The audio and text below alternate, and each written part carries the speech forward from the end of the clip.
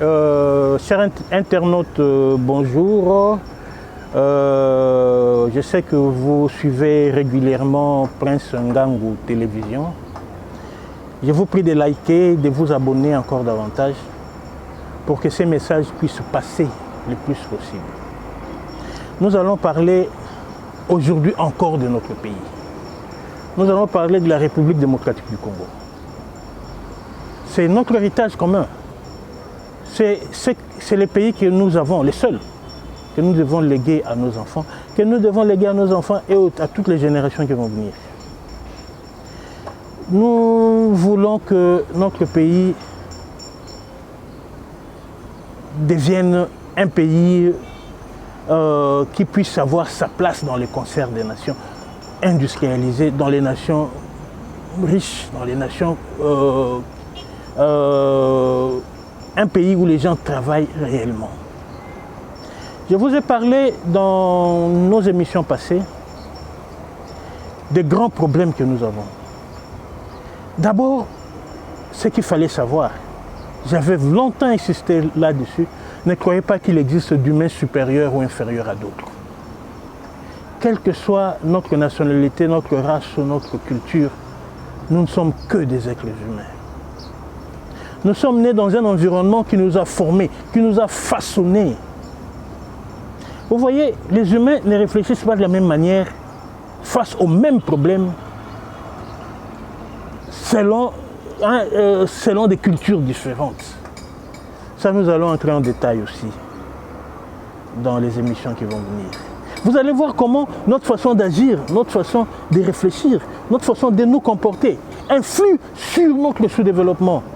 Alors que nous sommes un pays destiné qui a... On nous a longtemps dit ça, vous savez sûrement, je ne dirai rien de nouveau quand je vous parle d'un pays potentiellement riche, parmi les plus riches du monde. Mais dans nos têtes, il y a un problème. C'est cela que nous allons lutter. Nous devons lutter après nous être endormis pendant très longtemps, pendant de très longues années. Nous voulons que les Congolais prennent conscience. Évidemment, il ne sera pas possible de faire prendre conscience à tout le monde. Mais vous qui me suivez, vous qui êtes dans les pays étrangers, vous qui êtes au Congo, vous qui êtes à Kinshasa, vous qui êtes dans toutes les provinces de la République démocratique du Congo. Parce que le problème du Congo, c'est presque le problème de l'Afrique aussi en général. Vous qui me suivez, vous devez savoir que tout ne dépend que de nous. Les politiciens qui nous ont roulés dans la farine pendant plus de 60 ans, depuis que nous sommes un État indépendant jusqu'à aujourd'hui, doivent comprendre que c'est fini. C'est fini. Sinon, rien ne changera. Nous allons parler, dire tout ce que nous voulons, des beaux discours, tout. Rien ne changera si nous continuons à nous comporter de la même manière que nous le faisons aujourd'hui. Et puis en plus de cela, l'argent, si nous voulons être forts, nous devons faire de l'argent. L'argent, il faut créer des richesses. Nous avons des possibilités immenses dans ces pays que d'autres n'ont pas. Il y a des fois, dans certains pays, vous voyez, les gens sont en train de souffrir pour chercher de l'eau. Nous en avons à gogo. Il suffit que nous puissions être en mesure de transformer ces richesses potentielles en richesses réelles. Et si nous réussissons cela, d'ailleurs nous sommes condamnés à réussir. J'insiste, condamnés. Parce que nous n'avons pas d'autre choix. Nous n'avons pas droit à l'erreur. Non. 60 ans de souffrance, quand les pays devenaient indépendants, moi je n'étais pas né. Non, la plupart des gens, je n'étais pas encore né. Nous avons trouvé le pays tel qu'il est. Le pays était déjà indépendant. Les pères de l'indépendance avaient une vision pour ces pays. Et cette vision, qu'est-ce que nous en avons fait? Non seulement nous n'avons pas confiance en nous-mêmes, le point essentiel. Le Congolais n'est qu'un humain comme tous les autres. Il peut faire tout. Il peut transformer son pays. Si nous avons commis des erreurs dans le passé, oui, ça ne veut pas dire que nous sommes condamnés à commettre des erreurs. Non, personne n'est condamné à commettre des erreurs. Non, non. Nous en avions commis, oui. Nous nous sommes comportés d'une mauvaise manière, oui. Nous prenons conscience cette fois-ci. Conscience, nous devons conscientiser les intellectuels congolais, en premier lieu, les politiciens congolais, parce que ce sont des hommes qui donnent des orientations. Nous devons conscientiser les leaders d'opinion. C'est comme ça que nous avons parlé de l'ARDEC. Action pour les réveils et le développement du Congo. Ce n'est pas une organisation politique, non. Nous ne voulons pas entendre parler des politiciens qui nous ont roulé dans la farine pendant de très longues années. Nous avons donné des pistes de solutions lors d'une émission passée ici. Il faut que les gens puissent, comment je peux dire ça, puissent s'organiser, hein, organiser, faire des études, mener des études, savoir comment nous pouvons commencer à créer des richesses dans tous les points de la République à faible coût. Parce que, écoutez, l'argent, il y en a. Lorsque nous nous mettons à lutter, ne fût-ce que contre la corruption, contre les détournements de fonds, contre tout l'argent qui échappe à l'État, qui échappe au fisc, qu'est-ce que nous ne pouvons pas faire? Et nous créons des richesses pour qu'on puisse avoir une continuité. C'est l'âme dans les têtes de tous nos frères. J'ai dit tout à l'heure là que si vous êtes dans un pays étranger, sachez que dans le pays où vous êtes, les gens ont travaillé pour qu'on arrive au niveau où ils sont aujourd'hui. Créons des richesses. Voilà. Le but central de toutes les émissions que nous allons faire, ce sera ça. Nous avons déjà épinglé 3 piliers du sous-développement. Nous n'avons pas confiance en nous-mêmes, nous ne croyons pas au travail et nous avons une religiosité irresponsable. Nous allons continuer et vous allez vous rendre compte. Comme j'ai toujours dit, comme je dis toujours, personne n'est condamné à échouer, personne. Lorsque vous faites, vous livrez à un sport, hein, vous livrez un sport de combat par exemple, vous avez un adversaire qui vous bat toujours, vous êtes toujours battu. Il faut vous arrêter un moment, vous demander comment vous êtes en train de vous comporter.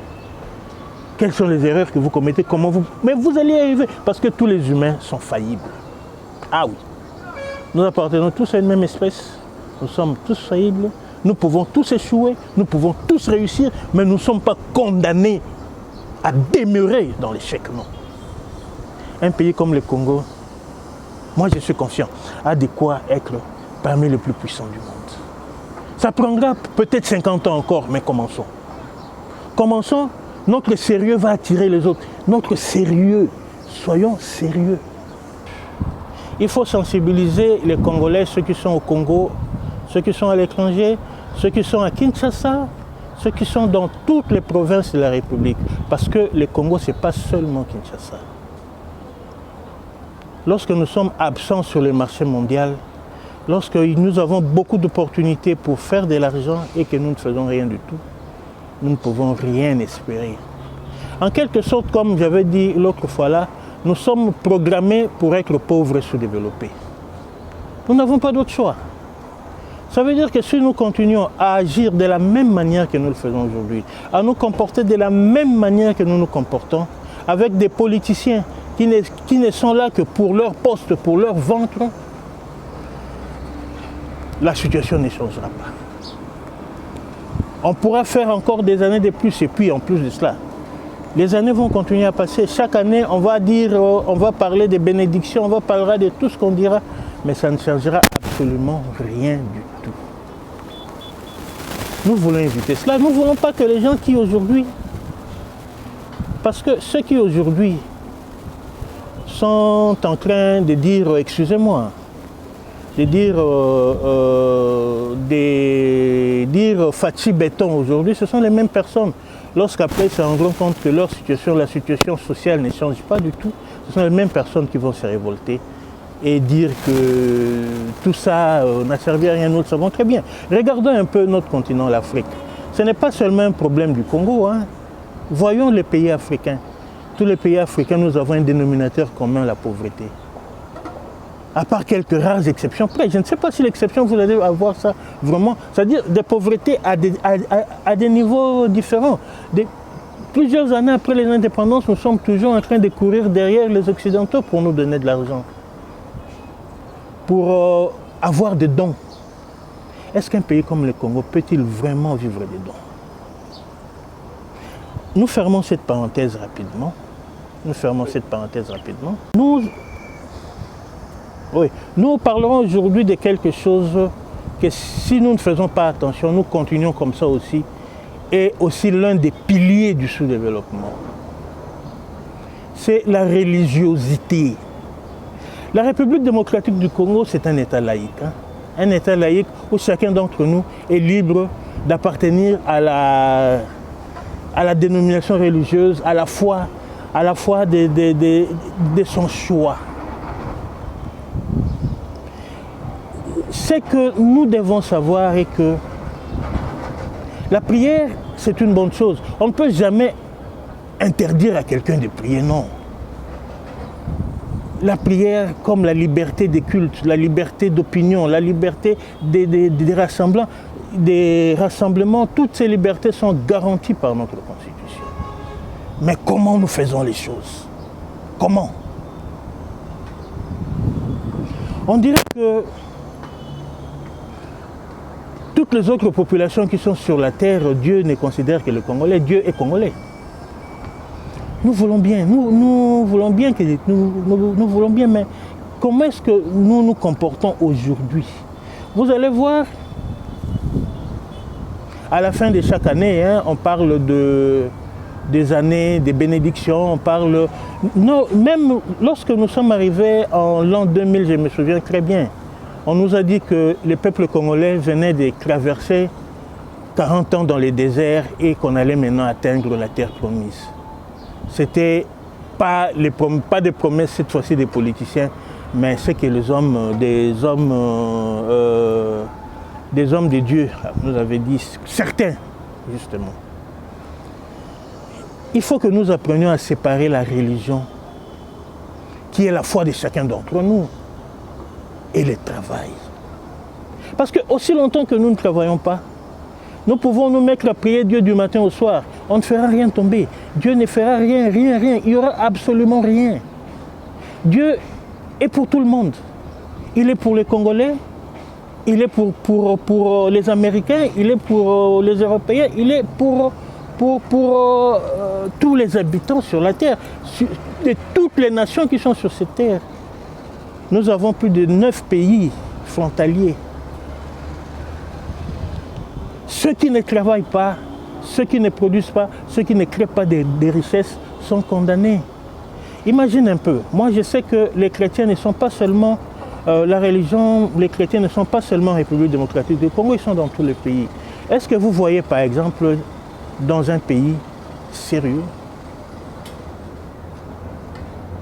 quelqu'un qui a des problèmes, qui ne trouve pas de l'emploi par exemple, et dire qu'il ne trouve pas de l'emploi parce qu'il est bloqué par son oncle qui le bloque. Non. Sous d'autres cieux, ce genre de révélations, Dieu ne donne pas ça. Lorsqu'il y a un problème d'emploi, lorsqu'il y a un problème de travail, ce sont des gens.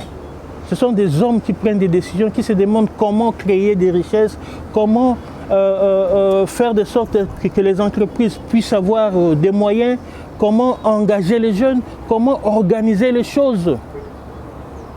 Nous voulons que les choses changent dans notre pays par un coup de baguette magique ou parce que Dieu va un jour agir pour que ça... Non, ce sont des rêves, chers Congolais, ce sont des rêves. Et puis nous avons toutes ces années, depuis que nous parlons des changements, que nous faisons des prières pour la nation, cela a donné quelque chose. Évidemment, nous disons que la question des religions est une question très sensible, oui, bien sûr, mais nous devons faire attention. Dieu n'a pas créé seulement le Congo. Nous sommes dans un monde où si vous ne faites pas attention, tous ceux qui remarquent vos erreurs, tous ceux qui remarquent votre façon de faire, votre façon de travailler, votre façon d'agir, et peuvent tirer leur profit dans cela, en vous maintenant dans la pauvreté, en vous dominant, ils les feront. Et tous ces gens-là, ils prient aussi. C'est-à-dire, nous devons devenir sérieux. Devenir sérieux, laisser les gens dans leurs croyances. Mais nous prions pourquoi? Parce que nous croyons en Dieu, parce que nous pensons que cela est nécessaire pour notre équilibre psychique et psychologique. Mais nous devons cesser de croire que par un coup de baguette magique, ce pays va changer parce que nous confions les pays à l'Éternel. Parce que nous prions pour que Dieu fasse quoi que ce soit pour nous. Non. Les Congolais doivent savoir aussi que ce sont des hommes qui prennent des décisions.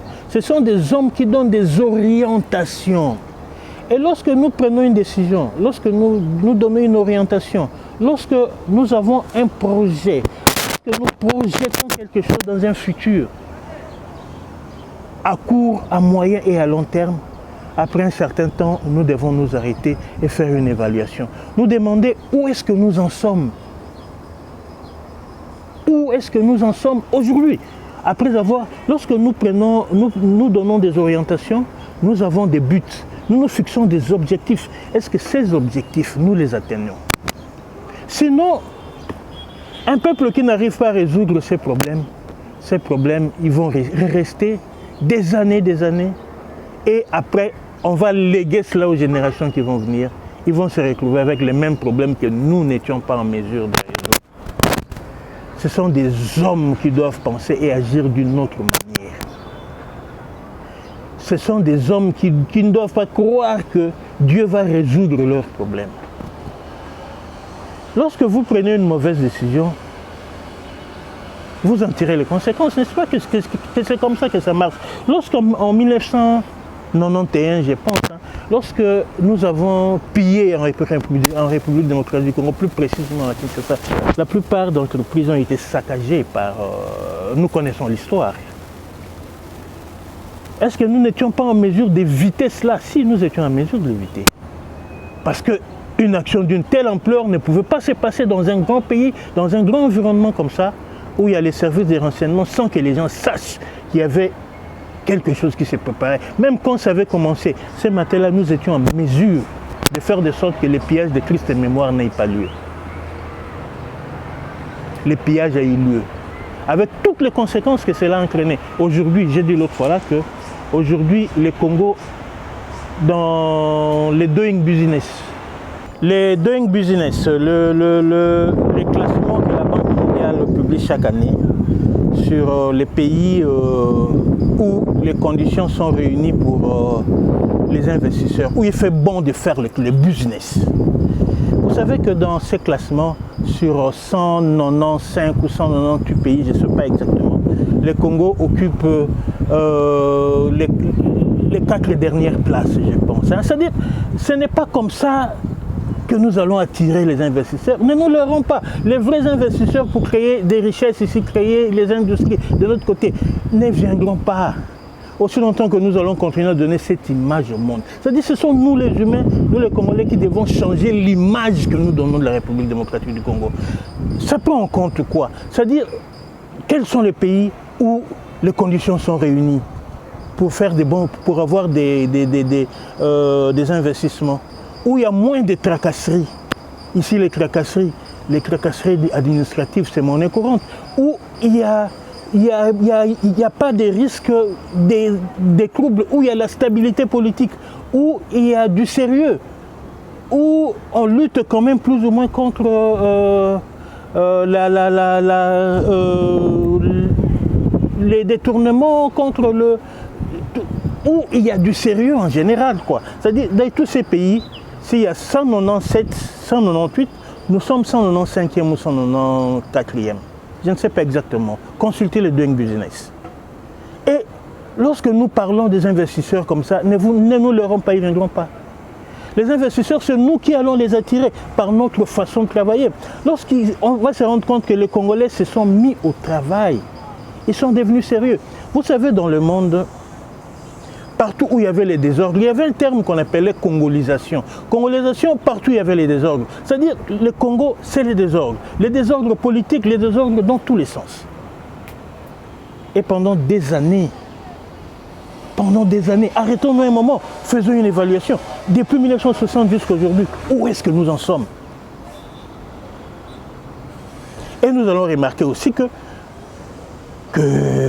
nous avons beaucoup régressé. Beaucoup. Des décisions que nous devrions prendre, que nous n'avons pas prises. Des situations que nous pouvions éviter, que nous n'avons pas évitées. Pourquoi? Parce que nous n'avions pas des hommes qui pouvaient prendre les choses, faire les choses comme il se devait. C'est-à-dire, notre grand problème aujourd'hui, c'est changer les têtes des Congolais, changer les Congolais. Dernièrement, j'ai parlé du formatage. En tout cas, nous en avons besoin. Nous en avons besoin. Vous savez, hein, il y a quelque chose qui vient de me venir à l'esprit. J'ai parlé tout à l'heure là de la foire internationale de Kinshasa. Je n'avais pas terminé. Il y avait des entreprises qui venaient de partout. Parce que le Congo promettait. Mais aujourd'hui, à la FIKIN, la foire internationale de Kinshasa est devenue juste un débit de boissons. On venait du monde entier pour participer à la foire internationale de Kinshasa, nouer le contact d'affaires.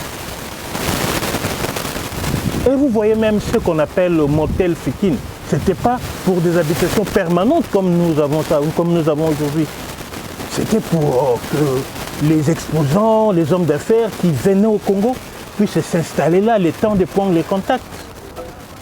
Aujourd'hui, à la foire internationale de Kinshasa, c'est resté d'ailleurs le nom seulement. Il n'y a plus d'international dans tout ça. Il n'y a même plus de foire de rien du tout. C'est devenu juste un endroit pour que les gens aillent prendre la bière, pour la boisson, pour ce qu'on appelle l'ambiance. C'est ça le Congo. Aujourd'hui, nous ne représentons plus grand-chose. Nous ne représentons plus rien. Quel est le volume des exportations ce que nous produisons à l'intérieur, que nous exportons? Évidemment, je ne compte pas les minéraux, parce que ça au moins, hein, mais nous pouvons faire beaucoup partout dans le pays, puisque nous avons des possibilités énormissimes. Alors qu'est-ce qui se passe dans nos têtes? C'est ça le but que nous devons vraiment, pour lesquels nous devons vraiment nous battre. Changer les Congolais, changer les politiciens congolais, changer l'intellectuel congolais qui se met à sa place. Intellectuel, ça veut dire quoi?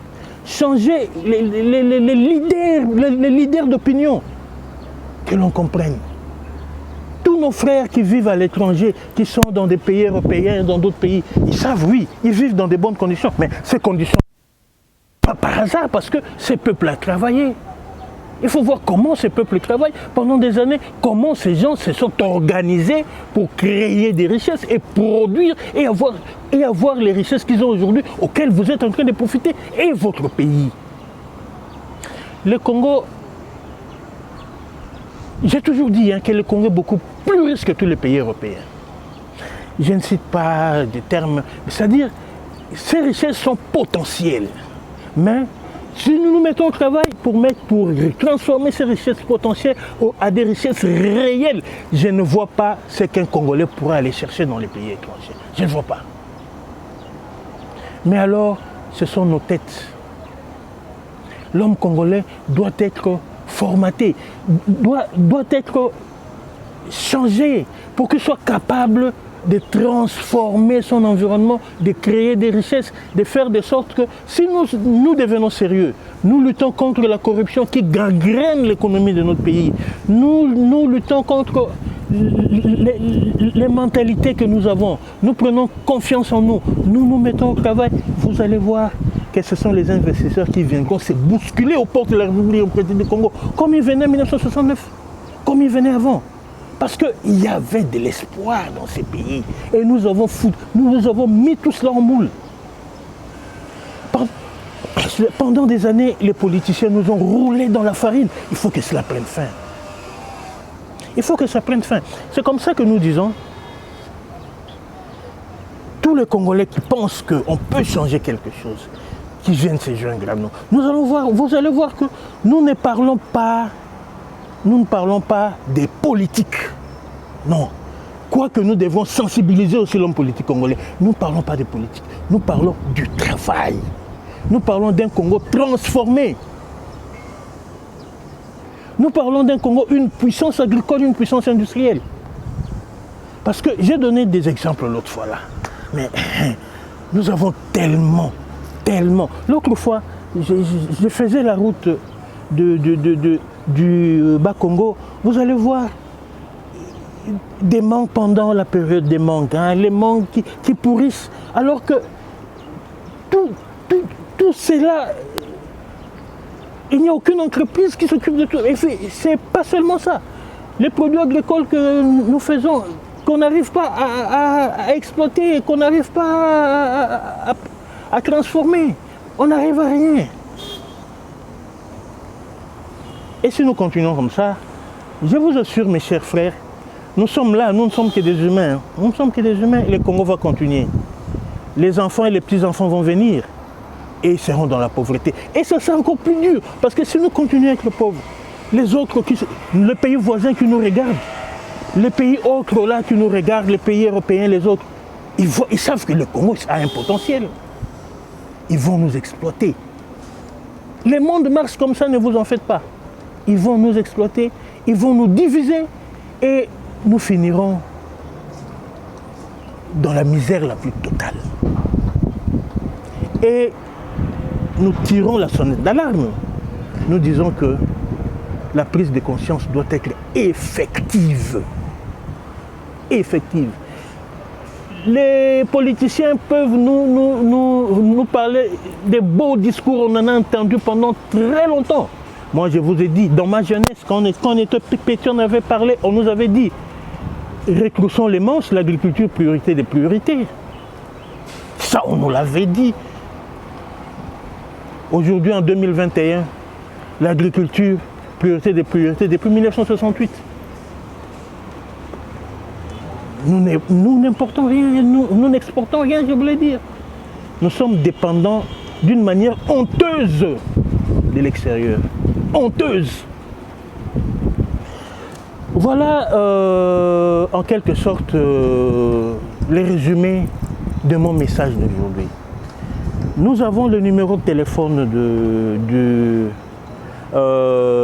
du groupe de la télé Ngangou, Prince Ngangou Télévision. Ceux qui veulent nous contacter sont les bienvenus. J'insiste encore là-dessus. Nous ne parlons pas de la politique. Non. Nous voulons que l'intellectuel congolais prenne sa place. Nous voulons que les gens puissent savoir que si nous vivons au XXIe siècle, nous devons être connectés au XXIe siècle. Ça, c'est très important. Imaginez un peu quelqu'un qui veut utiliser, quelqu'un qui a appris l'informatique, par exemple, en 1980. Cette informatique n'a plus rien à voir avec l'informatique qu'il y a aujourd'hui. Est-ce qu'on peut encore l'appeler informaticien s'il ne s'adapte pas? Nous adapter au monde est une nécessité. Une nécessité. Sinon, mes chers frères et sœurs, vous qui êtes à l'étranger, qui profitez des bienfaits, sachez que ce que vous vivez là, c'est parce que les gens ont travaillé. Ils travaillent beaucoup. Et votre pays est parmi les plus pauvres du monde. J'ai même entendu dernièrement un message de l'organisme qui s'occupe du faim dans le monde. La République démocratique du Congo est le 3e ou 4e pays au monde où les gens vivent dans l'insécurité alimentaire. C'est honteux, honteux pour un pays comme celui-ci. Bon, je vous remercie, chers frères et sœurs, chers Congolais, qui me suivez. Prenons cela à cœur, à cœur. C'est notre pays. Nous ne pouvons pas laisser les politiciens nous rouler dans la farine pendant des années. Ils l'ont déjà fait pendant 60 ans. Nous pensons que ça suffit. Merci beaucoup. Prince Ngangou Télévision, likez. Je reviens dans une semaine pour vous parler encore. 2 problèmes qui sont à la base. C'est ce que nous appelons les piliers du sous-développement. Nous en avons déjà cité 3. Il en reste encore.